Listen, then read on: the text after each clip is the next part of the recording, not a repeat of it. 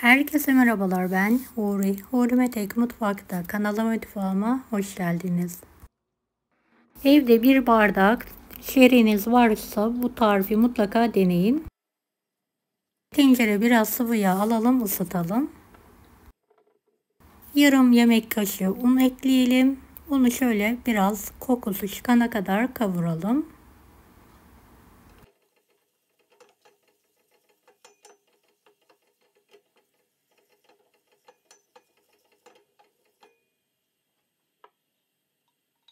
Yarım yemek kaşığı biber salçası ekleyelim ve kavurma işlemine devam edelim.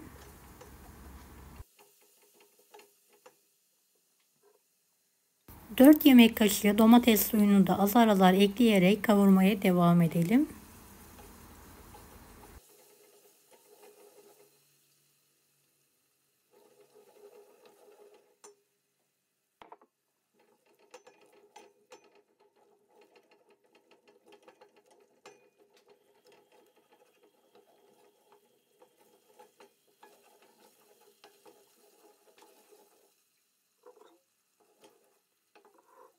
Evet, dolabımda soğuk tavuk suyum vardı. İlave ediyorum ve sürekli karıştırarak pürüzsüz hale getiriyorum.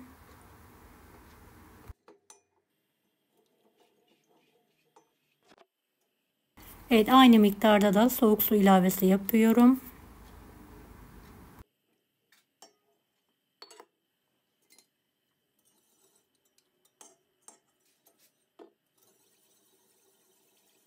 Evet, şöyle bir açılması için çırpıyorum.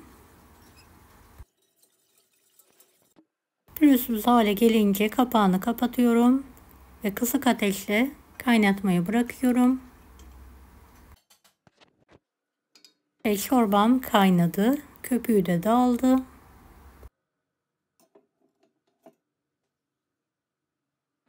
Evet, bu aşamada bir su bardağı tel şehriye ilavesi yapalım.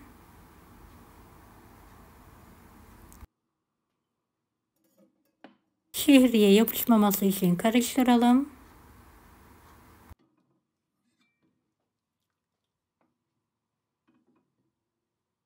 Kapağını da kapatarak kısık ateşte şehriyeler şişene kadar pişirme işlemine devam edelim.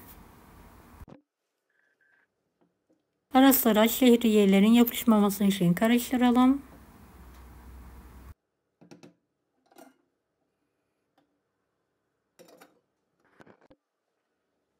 Evet, tuz ilavesi yapıyorum.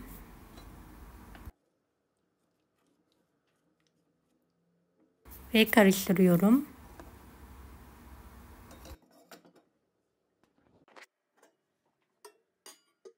Çorbayı biraz dinlendirdikten sonra tekrardan karıştırıyorum. Bir tutam maydanozu ince ince doğruyorum.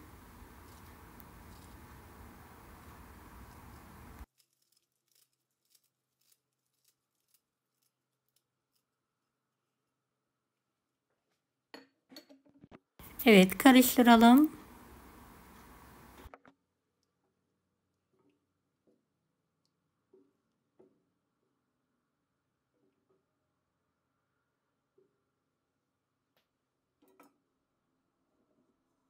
Şöyle kıvamına yakından sizlere göstermek istiyorum. Tam kıvamında oldu. Mutlaka deneyin. Limon sıkarak ikram edebilirsiniz. Deneyecek olan herkese şimdiden kolaylıklar dilerim. Allah'a emanet olun. Hoşça kalın.